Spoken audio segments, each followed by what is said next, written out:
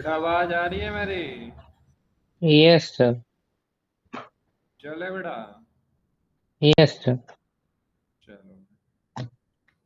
Sir, हम्म, इसमें 3D electrons जो होते हैं हम्म। वो ज़्यादा अच्छा मतलब ज़्यादा अच्छे से शील्ड कर पाते हैं, शील्डिंग इफेक्ट देते हैं बाकी मतलब सीरीज में बाकी के जितने डी ऑर्बिटल्स देते हैं उनसे ज़्यादा मतलब। हाँ, क्योंकि बेटा 4D में आप जाओगे तो और न्यूक्लियस से ज्यादा दूर चली जाएगी ना। समझ पा रहे हो क्या? Yes sir. तो अगर आप 3D की बात कर रहे हो, 3D का ज्यादा अच्छा सेल्डिंग इफेक्ट होता है compare to 4D and 5D। Yes sir, इसलिए वो 3D का रेडी भी मतलब ज़्यादा होता है कंपेयर टू 4D और 5D। 5D का रेडियस ज्यादा होता है बेटा एज कम्पेयर टू 3D। नीचे की जाने पे साइज बढ़ रहा है। आ जाओ दिखाते हैं। क्या पढ़ लिया तुमने?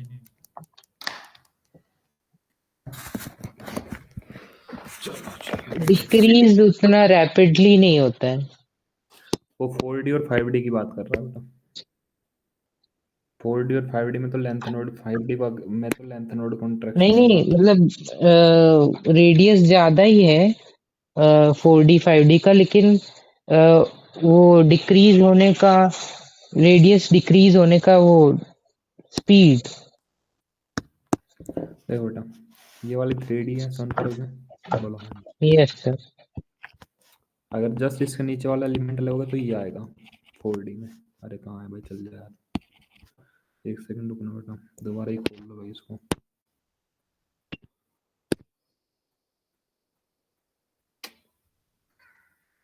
आवाज आ रही है बेटा मेरी? Yes sir. एक सेकंड रुको, मैं पूरा टैब बंद करके आता यस सर।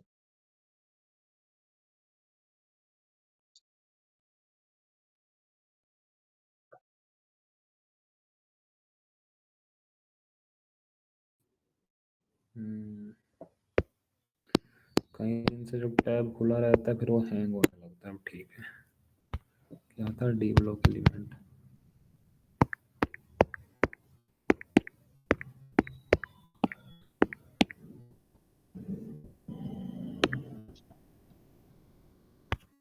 ऐसे तो ये देने का भी नहीं।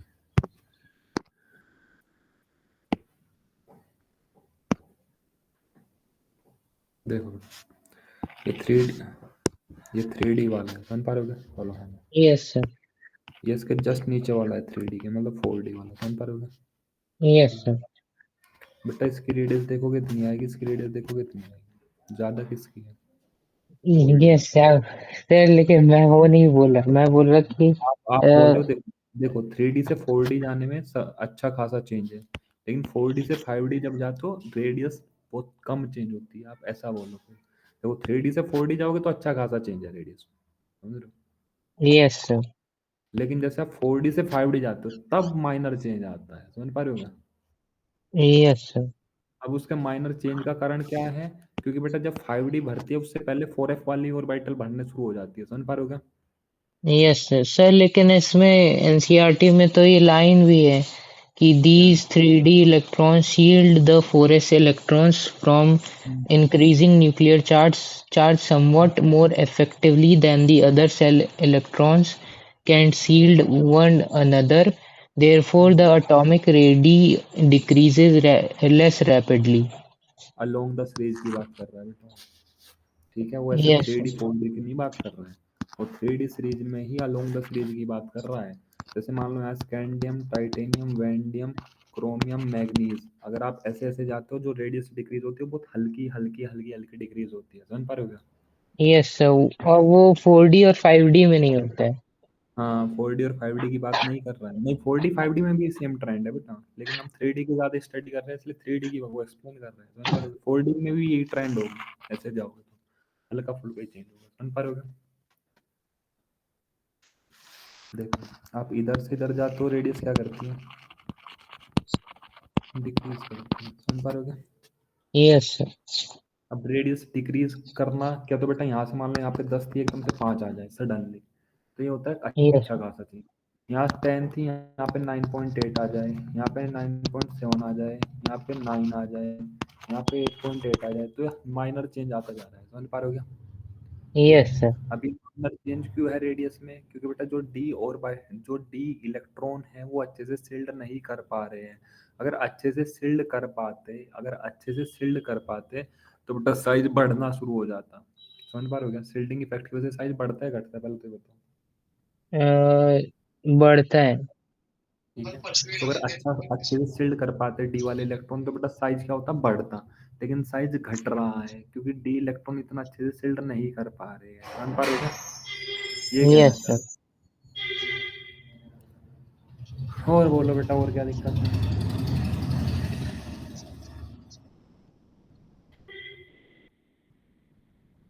सर बोलो बेटा आय बोलो। फिर बोलते हैं कि thus ionization energies increases only slightly along the 3D series. हम्म, अब एक बार बताओ, अगर साइज घटता था तो आयनाइजेशन एनर्जी बढ़ती थी या घटती थी? आयनाइजेशन बढ़ती थी। तो बेटा अगर साइज ही हल्का हल्का घट रहा है तो आयनाइजेशन एनर्जी भी तो हल्की हल्की बढ़ेगी। तो सर ये 3D की बात क्यों कर रहे हैं, ये जनरल क्यों नहीं बोल रहे? बेटा एनसीईआरटी। अगर 5D पढ़नी पड़ेगी ना बेटा, आपको मौत आ जाएगी। समझ रहे हो? 5D के आप इलेक्ट्रॉनिक कॉन्फ़िगरेशन भी नहीं कर पाने के, ध्यान रखना ये बात। Yes sir. ठीक है, 5D सीरीज की आपसे इलेक्ट्रॉनिक कॉन्फ़िगरेशन भी नहीं हो पाने की। 3D सीरीज पढ़ना सबसे आसान है, इसलिए 3D सीरीज ही पढ़ा रहा है आपको। ठीक है। फोर अगर डी मैं 4D सीरीज, बेटा अगर 4D पढ़ा दी तो फिर 5D भी पढ़ाएगा। अब ये थोड़ा ना कि शुरू की 2 पढ़ाएगा आपको लास्ट की छोड़ देगा। ठीक है, डोंट वरी बेटा, आगे जाओगे कंपटीशन में आपको सारी सीरीज पढ़नी पड़ेगी। और 5D की जब इलेक्ट्रॉनिक कॉन्फ़िगरेशन करोगे ना, मौत आ जाती है बेटा करने में। समझ रहे हो? क्योंकि जब यस F4/2 पढ़नी शुरू होती है ना, कभी F1 में स्टेबल होती है, कभी F7 में स्टेबल होगी, कभी F9 में स्टेबल होगी जाके। देखना बेटा, जब BSc वगैरह करोगे तब लाएगा मजा। 5D सीरीज में तो बेटा मौत आ जाती है पढ़ने पढ़ने में, इसलिए 3D सीरीज सबसे आसान है, आपके में चल रही है तो 3D की बात कर रहा है। ठीक है ना, जनरल कोई बात नहीं कर रहा आपको। ठीक है ना? Yes sir. इसलिए वो 4D और 5D का आपको ना तो वो रीजन समझाना पसंद करता, ना वो आपको कोई लॉजिक बता रहा है उसका, सिंपल 3D की बात करेगा। ठीक है ना? चलो, कहाँ पे गया भाई, इतना तेज क्यों भाग रहा है? कहाँ पे आ गए थे बेटा? अब देखो, अब आएगी मौत। ई नोट आएगा अब। चले बेटा। Yes sir. चलो जी, बढ़िया है, ठीक है ना? Yes sir. चले। ट्रेंड इन M2 पॉजिटिव से M स्टैंडर्ड इलेक्ट्रोड। अब सबसे पहले तो जो स्टैंडर्ड इलेक्ट्रोड पोटेंशियल नंबर होगा, यस सर। इसको हम ऑलवेज पढ़ते हैं, अगर आपको याद हो, रिडक्शन इलेक्ट्रोड पोटेंशियल। कहीं पे भी इलेक्ट्रोड पोटेंशियल दिख रहा है वो रिडक्शन है, समझ पा रहे हो क्या? Yes sir. बोलो।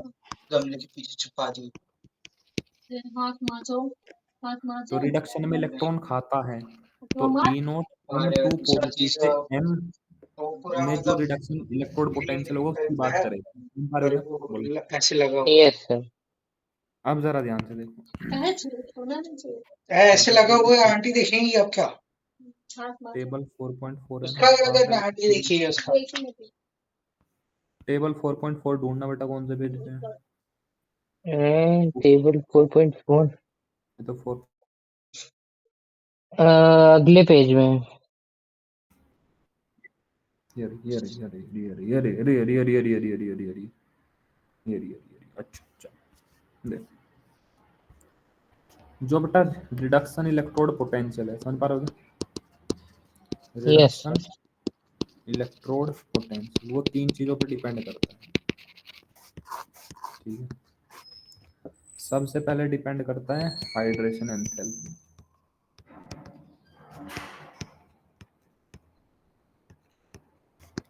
दूसरा एटोमाइजेशन एंथैल्पी या एटोमाइजेशन एनर्जी पे। बहुत गंदा भाषा है, इसका टट्टी हो गया। और तीसरा डिपेंड करता है आयनाइजेशन, आयनाइजेशन, क्या रखा है? आयनाइजेशन। हाँ पहले तो बेटा इसको रट्टा मारो। वो भी ले क्या? हाँ जो रिडक्शन इलेक्ट्रोड पोटेंशियल है, ये देखा गया कि वो 3 एनर्जी पे डिपेंड करता है। बहुत एटॉमाइजेशन एनर्जी पे, आयनाइजेशन एनर्जी पे एंड मतलब कि हाइड्रोजन। मतलब पहले जैसे हो जाते हैं ना। Yes, sir. ध्यान से देखो, एटॉमाइजेशन एनर्जी क्या होती है? मान लो आपके पास है कोई चश्मा आयरन का पहन टुकड़ा, के। समझ रहे हो क्या? बोलो। Yes, sir. इसमें Fe बहुत सारे एटम होंगे, समझ पा रहे हो क्या? सॉलिड स्टेट में, समझ पा रहे हो क्या? तो अगर Fe को अलग अलग करना है तो बेटा आपको हीट देनी पड़ेगी। कल आके कपड़ा ले जाना, बहुत कपड़ा Yes, है, सवेरे भी ले जाना। आवाज आ रही है? Yes, sir. नहीं नहीं, कल कल आज फर्स्ट है ना। हाँ, अ, कल ले हेलो। जाना याद से। Fe क्या पहले अलग का एक पीस कपड़ा करोगे? है। बोलो। समझ पा रहे हो? ठीक। समझ पा रहे हो क्या? इसको बोलते बेटा एटॉमाइजेशन एनर्जी। एटॉमाइजेशन एनर्जी, समझ में आई बेटा बात? बोलो। ये यहाँ क्यों रखे हो? Yes, sir. नहीं है। तो बेटा आपके पास में कोई आयरन या किसी मेटल का टुकड़ा है, उसके एटम को अलग अलग करना है, that's called atomization energy. Ionization energy तो जानते हो, इसमें तो कोई दिक्कत नहीं है। No, sir. आयनाइजेशन एनर्जी किसी भी गैसेस एटम में से इलेक्ट्रॉन को निकालना, दैट्स कॉल्ड आयनाइजेशन एनर्जी। अब जरा ध्यान से देखो, मान लो मैंने ये वाला Fe पकड़ लिया और इसमें से 2 इलेक्ट्रॉन निकाल लिए, तो Fe+2 प्लस 2 इलेक्ट्रॉन। तो बेटा यहाँ पे जो आयनाइजेशन एनर्जी होगी वो 2 आयनाइजेशन एनर्जी यूज होगी, first ionisation energy and second ionisation energy. इतनी बात क्लियर है? बोलो हाँ। Yes, sir. समझ रहे हो बेटा? ये जो एटॉमाइजेशन एनर्जी होगी ये देनी पड़ेगी या निकलेगी? मतलब आप बाहर से एनर्जी दे रहे होंगे या उसके अंदर से निकल रही होगी आपके अकॉर्डिंग? निकल रहे होंगे। और बेटा आपके घर में लोहे का टुकड़ा पड़ा होगा, लोहे का टुकड़ा अपने आप टूटने लगता है क्या एटम में? No, sir. बेटा बाहर से एनर्जी दोगे तभी तो टूटेगा। Yes, sir. तो ये क्या होती है? पॉजिटिव, क्योंकि आप इसको बाहर से दे रहे होते हैं। समझ पा रहे हो क्या? बोलो है ना। Yes, sir. यहाँ पे जो आयनाइजेशन एनर्जी यूज होगी वो पॉजिटिव होती है, नेगेटिव होती है? मतलब आप बाहर से दोगे निकलेगी एनर्जी, बाहर से देंगे। तो ये भी पॉजिटिव होगी। इतनी बात क्लियर है क्या? बोलो है ना। समझ पा रहे हो क्या? Yes, sir. अब ये जो Fe2 पॉजिटिव, अगर मैं इसको पानी के अंदर डाल देता हूँ, समझ पा रहे हो क्या? बोलो है ना। Yes, sir. तो बेटा जैसे ही पानी के अंदर डालूंगा तो पानी के अंदर H2O होता है, समझ पा रहे हो क्या? और Yes, अगर sir. आपको पता होगा O पे नेगेटिव चार्ज होता है, बोलो है ना। समझ पा रहे हो क्या? Yes, sir. तो Fe2 पॉजिटिव के चारों तरफ बेटा पानी के मॉलिक्यूल ऑक्सीजन से अट्रैक्ट होना शुरू हो जाएगा क्या? बोलो है ना। Yes, sir. अब क्या होगा बेटा? Fe2 पॉजिटिव का घूमना फिरना, मतलब मूवमेंट क्या हो जाएगी? हिंडर्ड हो जाएगी क्या? बोलो है ना। Yes, समझ sir. पा रहे हो क्या? तो यहाँ से एनर्जी निकलेगी क्या? बोलो है ना। Yes, sir. तो बेटा ये यहाँ पे एनर्जी होती है नेगेटिव, समझ पा रहे हो क्या? बोलो है ना। Yes, sir. इतनी बात। तो बेटा जो आपका स्टैंडर्ड रिडक्शन इलेक्ट्रोड पोटेंशियल होता है, मतलब जो रिडक्शन इलेक्ट्रोड पोटेंशियल होता है किसी मेटल को, 3 चीज पे डिपेंड करता है। पहला एटॉमाइजेशन एनर्जी, दूसरा आयोनाइजेशन एनर्जी, तीसरा हाइड्रेशन एनर्जी। समझ पा रहे हो क्या? बोलो है ना। Yes, sir. अब जरा ध्यान से देखो, मैं लिख देता हूँ यहाँ पे एक चीज। चलो अगर मान लो किसी मेटल का इलेक्ट्रोड पोटेंशियल नेगेटिव रखना है, तो बेटा उसकी हाइड्रेशन एनर्जी, एटॉमाइजेशन एनर्जी और आयनाइजेशन एनर्जी से ज्यादा होगी या कम होगी अगर किसी का इलेक्ट्रोड पोटेंशियल नेगेटिव आ रहा है? देखो बेटा मैं आप सुनो, रिडक्शन इलेक्ट्रोड पोटेंशियल था ना, बोलो है ना। Yes, sir. वो किन किन चीज पे डिपेंड कर रहा है? एटॉमाइजेशन एनर्जी, ठीक है, प्लस आयनाइजेशन एनर्जी, समझ पा रहे हो क्या? Yes, sir. Plus hydration energy, समझ पा रहे हो क्या? Yes, sir. अब अगर मान लो किसी का रिडक्शन इलेक्ट्रोड पोटेंशियल नेगेटिव आ रहा है, तो बेटा इन तीनों में से नेगेटिव वैल्यू किसकी होती है पहले तो बताओ। Hydration enthalpy. ठीक है ना। तो अगर किसी का रिडक्शन इलेक्ट्रोड पोटेंशियल नेगेटिव है तो मतलब हाइड्रेशन एनर्जी सबसे ज्यादा नेगेटिव में होगी, तभी तो इन दोनों पॉजिटिव को खत्म कर दिया और फिर भी लास्ट में आंसर नेगेटिव में छोड़ दिया। समझ पा रहे हो क्या? Yes, sir. इतनी बात क्लियर होती है क्या? Yes, sir.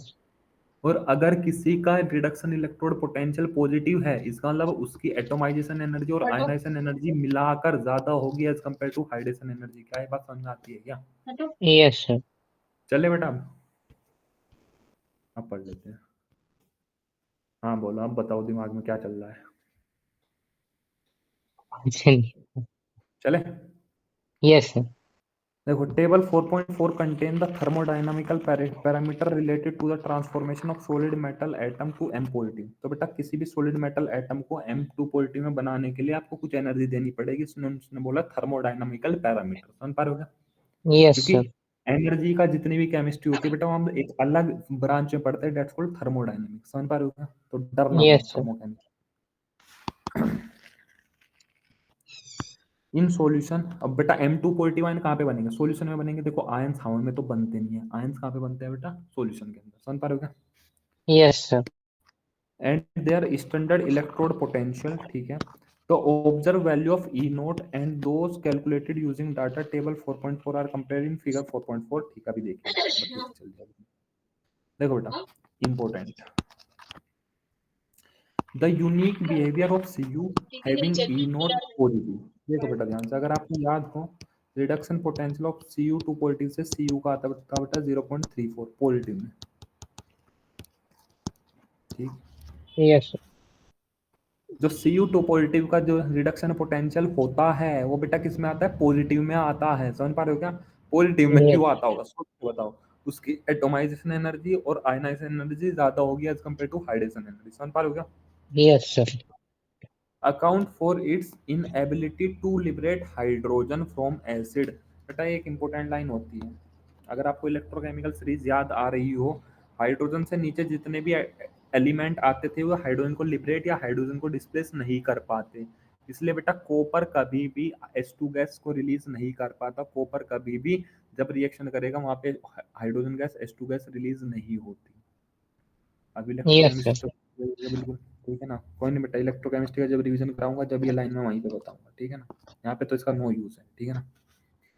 Yes, sir. ध्यान, only oxidising acid, oxidising acid मतलब जो सामने वाले को ऑक्सीडाइज कर सके, जैसे nitric acid and hot concentrated sulphuric acid react with Cu। सिर्फ बेटा ऐसे कोई भी एसिड रिएक्ट नहीं कर सकता Cu से कि कोई भी एसिड आया और रिएक्ट कर गया। इस इंपॉर्टेंट लाइन है बेटा, सिर्फ नाइट्रिक एसिड और सल्फ्यूरिक एसिड ये ही कॉपर के साथ में रिएक्ट कर पाते हैं, वरना और कोई रिएक्ट नहीं कर पाता। समझ पा रहे हो क्या? Copper just Yes, like sir. Inert metal की तरह एक्ट करता है, लेकिन बेटा ये जो स्ट्रॉन्ग एसिड होता है, जैसे नाइट्रिक एसिड होता है बेटा HNO3, ठीक है ना बेटा। और सल्फ्यूरिक एसिड तो आप जानते हो H2SO4। ये जो स्ट्रॉन्ग एसिड होते हैं कॉपर के साथ में रिएक्ट कर देते हैं। समझ पा रहे हो क्या? Yes, sir. The acid being reduce, क्योंकि कॉपर को ऑक्सीडाइज कर देंगे, Cu को किस में ऑक्सीडाइज कर देंगे? ये एसिड Cu2 पॉजिटिव में, तो वे एसिड क्या हो जाएंगे? खुद को क्या कर देंगे? रिड्यूस हो जाएंगे। समझ पा रहे हो क्या? तो एसिड खुद Yes, sir. रिड्यूस हो। The high energy of transform Cu से Cu2 पॉजिटिव। अब लिखिए बेटा इसने लाइन, जो Cu से अगर आपको Cu2 पॉजिटिव बनाना है तो बेटा यहाँ पे आपको हाई एनर्जी की रिक्वायरमेंट होती है। समझ पा रहे हो? Yes, sir. यहाँ पे कौन सी एनर्जी चाहिएगी? इसका मतलब इसकी आयोनाइजेशन एनर्जी हाई होती है। समझ पा रहे हो? Yes, sir. अगर बेटा इसकी हाई आयोनाइजेशन एनर्जी होगी तो लास्ट में जो रिडक्शन इलेक्ट्रोड पोटेंशियल है वो पॉजिटिव में निकल के आएगा, नेगेटिव में निकल के आएगा। सोच के बताओ।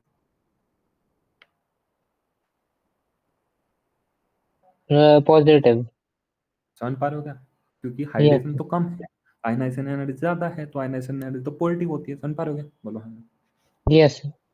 अब जरा ध्यान से देखो, लिख रहा है the high energy of transform Cu से Cu2 positive is not balance bye it's hydration enthalpy. समझ पा रहे हो क्या? हाइड्रेशन एंथैल्पी कम होती है, आयनाइजेशन एनर्जी ज्यादा होती है। समझ पा रहे हो क्या? Yes, sir. The general trend toward less negative E note values across the series is related to the general increase in the sum of first and second ionization enthalpy। अब जरा ध्यान से 3D सीरीज की बात कर रहा है बेटा। किसकी बात कर रहे हैं? 3D सीरीज की।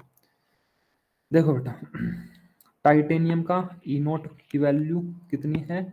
माइनस के 1.5 से थोड़ी कम है। समझ पा रहे हो? ध्यान से Yes, देखो, sir. बढ़ रही है, लगभग लगभग बढ़ रही है, ठीक है ना। अगर मैं अलोंग द सीरीज जाऊँ तो बेटा बढ़ रही है वैल्यू। समझ पा रहे हो? बोलो हाँ। Yes, sir. ठीक है, तो जैसे जैसे हम 3D सीरीज में जाते हैं ई नोट की वैल्यू क्या होती है? बढ़ती जाती है। अब बढ़ती क्यों जाती है? पहले नेगेटिव में थी तो पॉजिटिव की तरफ जाने लग रही है वैल्यू। समझ पा रहे हो क्या? देखो कॉपर पे तो पॉजिटिव ही हो गई जाके। समझ पा रहे हो क्या? बोलो हाँ। Yes, sir. तो वैल्यू जो ई नोट की होती है, ई नोट की कौन सी, ई नोट M2 पॉजिटिव से एम, एम क्या है, कोई भी मेटल, समझ पा रहे हो क्या। तो जो ई नोट की वैल्यू है वो बढ़ती हुई जाती है 3D सीरीज में। क्यों बढ़ती हुई जाती है, क्योंकि बेटा आयोनाइजेशन एनर्जी बढ़ती हुई जाती है 3D सीरीज में, समझ पा रहे हो क्या, बोलो। Yes, sir. जैसे आप 3D सीरीज में इधर से इधर मूव करोगे, आपको याद है आयोनाइजेशन एनर्जी बढ़ रही थी, समझ पा रहे हो क्या। Yes, sir. तो अगर आयोनाइजेशन एनर्जी बढ़ेगी तो ई नोट की वैल्यू अगर आपको याद हो, अभी मैंने लिखवाया किस पे डिपेंड करती है, एटोमाइजेशन एनर्जी पे, समझ पा रहे हो क्या, Yes, sir. आयोनाइजेशन पे, बोलो है ना, Yes, sir. प्लस हाइड्रेशन पे। अगर हाइड्रेशन तो नेगेटिव होती है तो ई नोट की वैल्यू बढ़ती हुई जा रही है, तो इसका मतलब आयोनाइजेशन एनर्जी भी बढ़ती जा रही होगी, समझ पा रहे हो क्या, बोलो। Yes, sir. तो ये वही कह रहा है कि the sum of the first and second ionisation energy, first और सेकंड की क्यों बात कर रहा है, क्योंकि बेटा टू पॉजिटिव आयन बनाना है, तो समझ पा रहे हो क्या, बोलो। Yes, sir. इतनी बात क्लियर है क्या। Yes, sir. It is interesting to note that the value of E naught for Mn, Ni and Zn are more negative than expected from the trend. इसका बेटा कोई लॉजिक नहीं है ना कोई रीजन है, आगे होगा तो शायद पढ़ लेंगे। Mn, Ni और Zn की वैल्यू क्या होती है, कम होती है जिससे हम एक्सपेक्ट कर रहे थे। देखो जनरली तो बढ़ रही है वैल्यू, लेकिन हम Mn पे आते डिक्रीज कर गई है वैल्यू, बोलो समझ पा रहे हो। Yes, sir. इतनी बात क्लियर है क्या। निकिल, निकिल पे भी देखो बेटा डिक्रीज कर रही है वैल्यू, समझ पा रहे हो क्या। देखो Yes, sir. एक तो होता है तो निकिल पे भी, हाँ निकिल ये रहा, निकिल पे भी डिक्रीज करेगी वैल्यू, समझ पा रहे हो क्या। और Zn की Yes, तो आपको sir. दिखाई पड़ती है, ये भी डिक्रीज करेगी। तो Mn, Ni और Zn ये बेटा एक्सेप्शन में चलते हैं ई नोट के यहाँ पे, समझ पा रहे हो क्या, बोलो है। Yes, sir. देखो अब जरा ध्यान से सुनो, हमने पढ़ा क्या है। जनरली जो रिडक्शन पोटेंशियल होता है बेटा किसी मेटल का, मैं मेटल की बात कर रहा हूँ, नॉन मेटल के लिए अलग कहानी होती है बेटा इसमें, समझ पा रहे हो क्या। तो जो मेटल का रिडक्शन पोटेंशियल होता है वो तीन चीजों पे डिपेंड करता है, एक तो एटोमाइजेशन एनर्जी पे, एक करता है बेटा आयनाइजेशन एनर्जी पे, और एक करता है हाइड्रेशन एंथैल्पी पे, समझ पा रहे हो क्या। Yes, sir.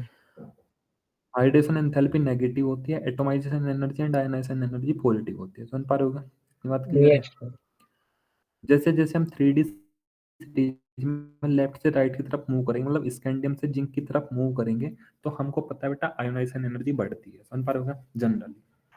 तो अगर आयोनाइजेशन एनर्जी बढ़ रही है तो ई नोट की वैल्यू बेटा बढ़ती हुई जाएगी 3D सीरीज में, जब आप लेफ्ट से राइट मतलब स्कैंडियम से जिंक की तरफ मूव करोगे, समझ पा रहे हो क्या?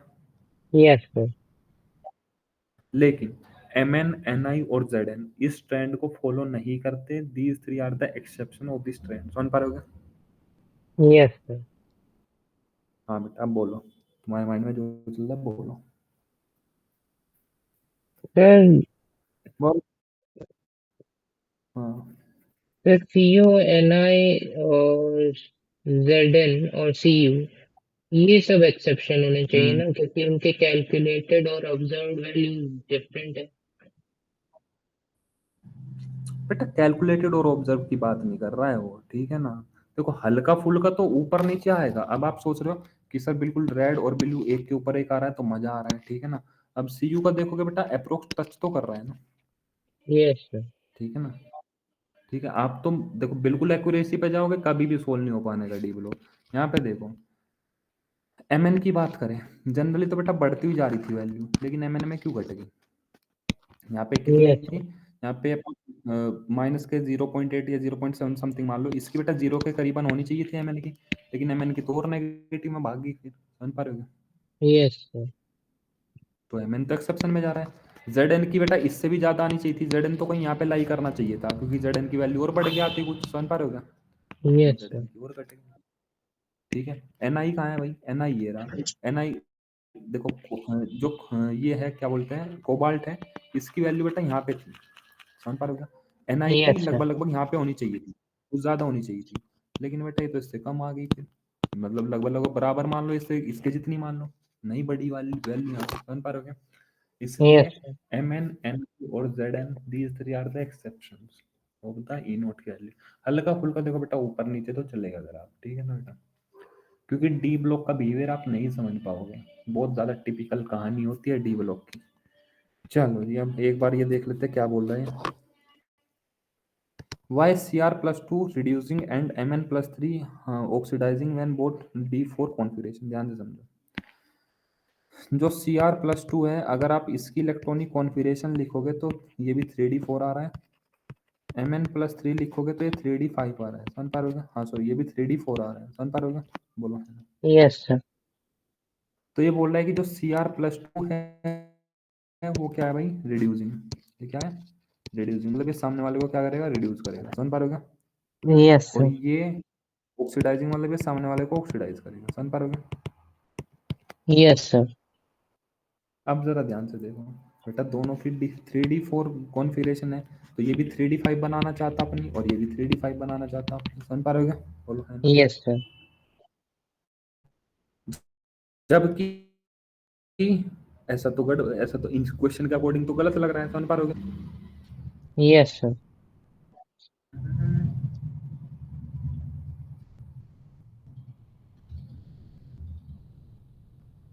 एक सेकंड रुकना, थोड़ा तो गड़बड़ है।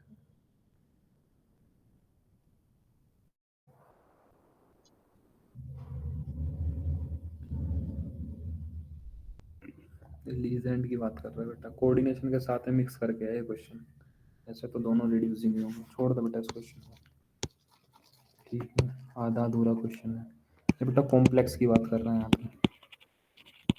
कॉम्प्लेक्स देखो, इसमें T2G लेवल की बात कर दी ना। देखो बेटा, T2G और EG तब बनते हैं जब कॉम्प्लेक्स कंपाउंड हो। ठीक है ना। ऐसे अकेला एटम है उसमें बेटा, आप T2G और EG नहीं बना सकते जब तक कि लीजेंड ना आए। समझ पा रहे हो? बोलो है ना। Yes sir. ठीक है, ये आधा क्वेश्चन है, पूरा क्वेश्चन नहीं है। समझ रहे हो? Yes sir. छोड़ो,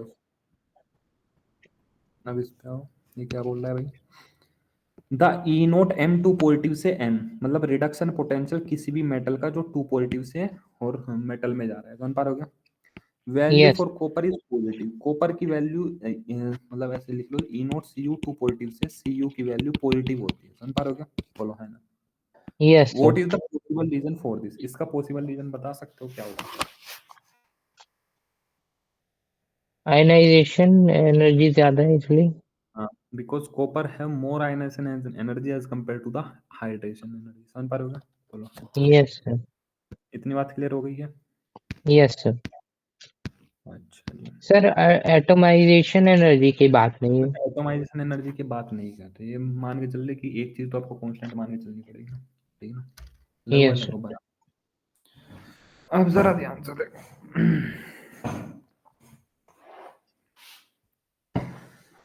sir the stability. Ionisation energy तो एंथैल्पी तो सब में इंक्रीज ही होती है, मतलब सीरीज डी ब्लॉक में। हम्म बोलो। तो आप पूछ इससे रहे हो कि मतलब सर फिर ये MN में कम क्यों हो गई? नहीं, वो बोल। मतलब अ, हम्म, तो मतलब अ, क्या चल रहा है माइंड में, बताओ।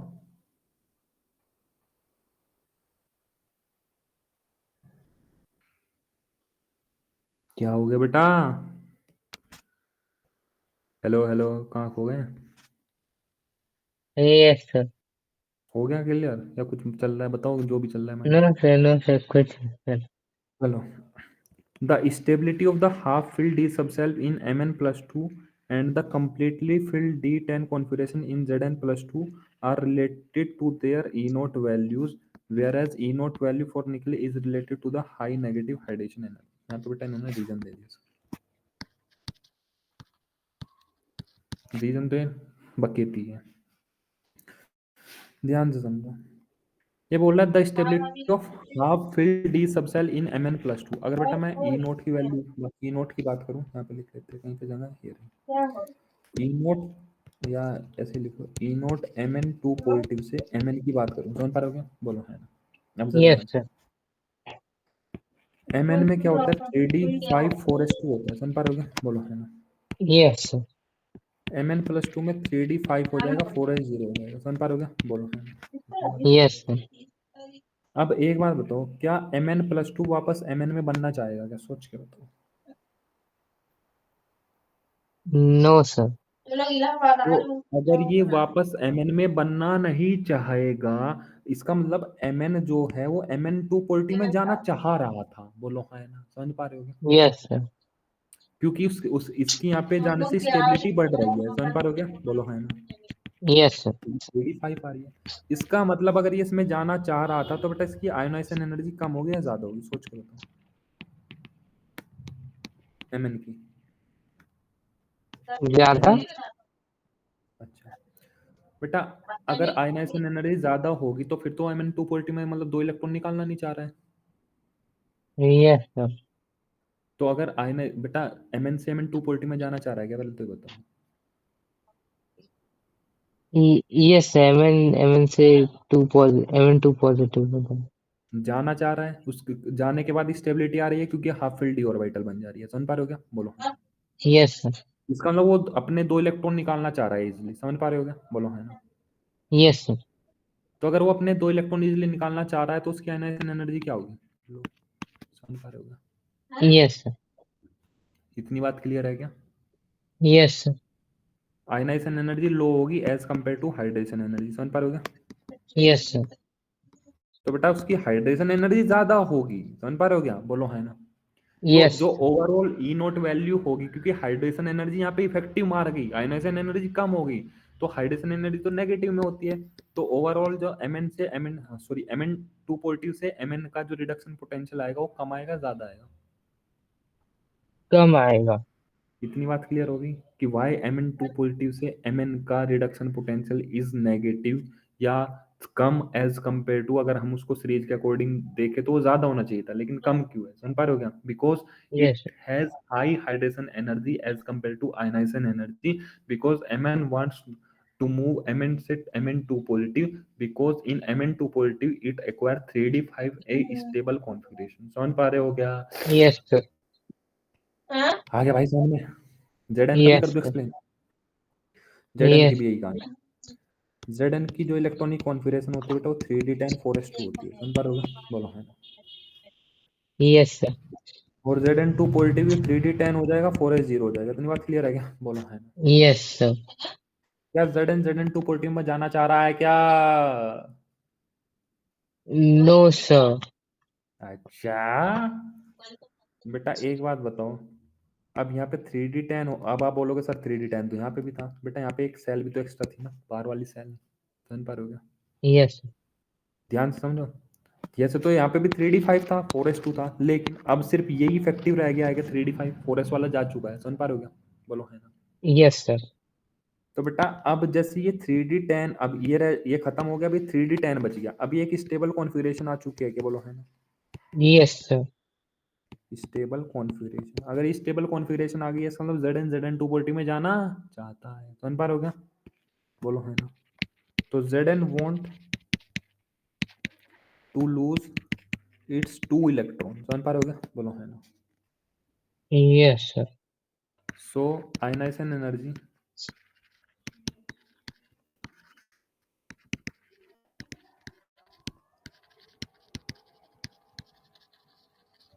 ऑफ Zn वो क्या होगी? लो होगी as compare to hydration energy, समझ पा रहे हो क्या? हाँ बेटा दिमाग में क्या चल रहा है, उगल दो जल्दी जल्दी, बोलो बेटा। सर वैसे 4s2 में भी तो फुल रहेगा तो भी तो स्टेबल ही रहेगा। अरे बेटा आपने 9वीं तो पढ़ी होगी ना यार, 2 8 18 2 8 8 18 32 ऐसे इलेक्ट्रॉनिक होती है स्टेबल कॉन्फ़िगरेशन, ये पढ़ा है क्या? Yes sir. बेटा एक बात बताओ, ये पहली सेल है, ये दूसरी सेल है, ये तीसरी सेल है और ये चौथी सेल है, समझ पा रहे हो क्या? Yes sir. अगर चौथी सेल में तो सिर्फ 4s2 है, यस सर। सिर्फ 2 इलेक्ट्रॉन है चौथी सेल में, स्टेबल है या नहीं स्टेबल है? हाँ अनस्टेबल है। ठीक है ना। अनस्टेबल है बेटा, 8 भी नहीं हुए इसके तो पूरे चौथी सेल में, समझ पा रहे हो क्या? तो ये यस 2 सर। निकल ही जाए तो ज्यादा बेटर है ना। Yes sir. ठीक है अब इसको हटा लो, अब यहाँ पे क्या हो जाएंगे, 18 इलेक्ट्रॉन हो जाएंगे इसमें, और 18 अगर हो जाए तो बेटा वो स्टेबल कॉन्फ़िगरेशन मानी जाती है। अब आप बोलोगे सर 18 कैसे हो गए, 3D में तो 10 है, बेटा पूरी इलेक्ट्रॉनिक कॉन्फ़िगरेशन लिखो, 1s2 2s2 2p6 3s2 3p6 4s2 3d10 समझ पा रहे हो क्या? बोलो है ना? ये Yes, Zn2 पॉलिटी, ठीक है। 4s खत्म हो चुका है। अब थर्ड सेल में 3d भी है, 3p भी है और 3s भी है। समझ पा रहे हो क्या? बोलो है ना? yes, sir. 10 इसके पास है, 6 इसके पास है, 2 इसके पास है, टोटल कितने हो गए? 18. और अगर बेटा 18 हो जाए ना तीसरी सेल में तो स्टेबल कॉन्फ़िगरेशन में आ जाएगी। समझ पा रहे हो क्या? Yes, sir. ठीक है। पहली सेल में 2 इलेक्ट्रॉन स्टेबल होते हैं, तीसरी सेल में 8 इलेक्ट्रॉन स्टेबल होते हैं और तीसरे और पहली दूसरी दूसरी सेल में 8 इलेक्ट्रॉन स्टेबल होते हैं और तीसरी सेल में 18 इलेक्ट्रॉन स्टेबल होते हैं। समझ पा रहे हो क्या? चौथी सेल में भी 18 होते हैं, पांचवी सेल में 32 होने चाहिए। समझ पा रहे हो Yes, sir. क्या? नौवीं का ज्ञान है बेटा, ले लीजिए, करो ना, ठीक है ना? नहीं सर, कोरोना पे सर इतने लोग तो टीचर लोग बोल दिए कि अरे 9th का भूल जाओ, 10th का भूल जाओ, अब सब कुछ चेंज हो गया है, अलग ही रूल्स आ जाएंगे। बेटा टीचर है ना, टीचर तो पता नहीं, टीचर तो अपनी जिंदगी में बेटा टीचर लोग ही जस्ट लाइक अपना, उनका बेचारा वो घर नहीं चल रहा होता, उनको अपना घर चलाना होता है पढ़ा के, ठीक है ना? समझ रहे हो? यस सर, 99.9% टीचर है ना बेटा, अपने घर चलाने के लिए टीचर बन रहे हैं, ठीक है। आता जाता यस कुछ, सर, मैं सच बताता हूँ बेटा, जिससे आता जाता कुछ नहीं ना, वो आज के जमाने में टीचर बन जाता है सबसे पहले जाके, ठीक है। इसलिए सही टीचर ढूंढना बहुत बड़ा टास्क होता है लाइफ में। मैंने बेटा बहुत टीचर ढूंढे, आज तक कोई नहीं मिला मेरे को ढंग का। हाँ ऑनलाइन में बेटा यस एक दो ढंग के मिले हैं, वो तो थैंक्स टू गॉड कि ऑनलाइन आ गया, वरना ऑफलाइन में होता ना बेटा, हमारे एरिया में तो साला एक भी टीचर नहीं है। जिंदगी खराब, जिंदगी तो खैर खराब कर रखी है उन्होंने, वो सुधारने पे लग रखे हैं अभी तक, बारी में जो उन्होंने बीज बोए थे वो साले अभी तक नहीं सुधर पा रहे हमसे। तो बेटा ये जो ये कहते हैं ना टीचर, अरे विदाउट 11th 12th हो जाएंगे, हाँ बेटा विदाउट 11th 12th हो जाती है, रट के काम हो जाता है, लेकिन आगे नहीं कर पाओगे जिंदगी में कुछ भी। चलो, यस सर, तो बेटा हाँ अब मैं क्या कर रहा था, ये रहा, आ जाओ अपने वापस पॉइंट पे। तो देखो 4s के निकल गए तो 3d में 5 आ गए, तो 3d 5 ही स्टेबल कॉन्फ़िगरेशन। 4s के निकल गए तो 3d में 10 आ गए, तो ये भी स्टेबल कॉन्फ़िगरेशन। तो बेटा MnB और ZnB दो दो इलेक्ट्रॉन अपने निकालना चाहते हैं इजिली, क्योंकि वो चाहते हैं कि हमारी 3d में यार स्टेबल हो जाए। समझ पा रहे हो क्या? बोलो हाँ। यस सर, तो जैसे वो स्टेबल हो गए हैं तो बेटा वे दो इलेक्ट्रॉन इजिली बोल रहे हैं भाई तुम जाओ हमारे पास से, दिमाग खराब मत कीजिए, है ना बेटा, ऐसे बोलेंगे वो तो बोलेंगे यार तुम 4s वाले खाली करो यार, 4s की वजह से अनस्टेबिलिटी आ रही है ना। समझ पा रहे हो क्या? बोलो। यस सर, तो इसका मतलब उनकी जो आयनाइजेशन एनर्जी होगी कम होगी हाइड्रेशन एनर्जी के कंपेयर में, इसलिए बेटा उनका जो ई नोट की वैल्यू होती है वो कम हो जाती है as compare to the trending series में जो चल रहा है। समझ पा रहे हो क्या? बोलो हाँ। क्या ये बात समझ में आई क्या? यस सर, अब NI का केस क्या है भाई? NI में तो 3d5 और 3d10 नहीं बन पाने का। NI का केस होता है बेटा हाई नेगेटिव हाइड्रेशन एनर्जी। समझ पा रहे हो क्या? ध्यान से सुनो, स्कूटी वैन कर में फेंको निखिल, निखिल 28 होता है। समझ पा रहे हो क्या? यस सर, तो 3d8 4s2 दो इलेक्ट्रॉन निकालने के बाद में Ni2 पॉजिटिव बनेगा, तो ये 3d8 बेटा यहाँ पे तो कोई स्टेबिलिटी नहीं आ रही, तो फिर इसकी नेगेटिव क्यों हो रही है? समझ पा रहे हो क्या? बोलो हाँ है ना? यस सर, तो इसकी जो Ni2 पॉजिटिव होती है बेटा, इसकी हाइड्रेशन एनर्जी ज्यादा होती है। समझ पा रहे हो क्या? Yes sir, high hydration energy. समझ पा रहे हो क्या? Yes sir, high hydration energy, तो अगर हाइड्रेशन एनर्जी ज्यादा होगी आयनाइजेशन से, तो ओवरऑल जो आपका ई नोट की वैल्यू आएगी, ई नोट Ni2 पॉजिटिव से Ni वो कैसी आएगी, नेगेटिव या पॉजिटिव? सोच के बताओ। नेगेटिव, इतनी बात क्लियर हुई क्या? यस सर, चले, यस सर, अब आते हैं बेटा M3 पॉजिटिव से M2 पॉजिटिव। अब ये और दिमाग खाएगा तुम्हारा, सांस ले लो तब तक।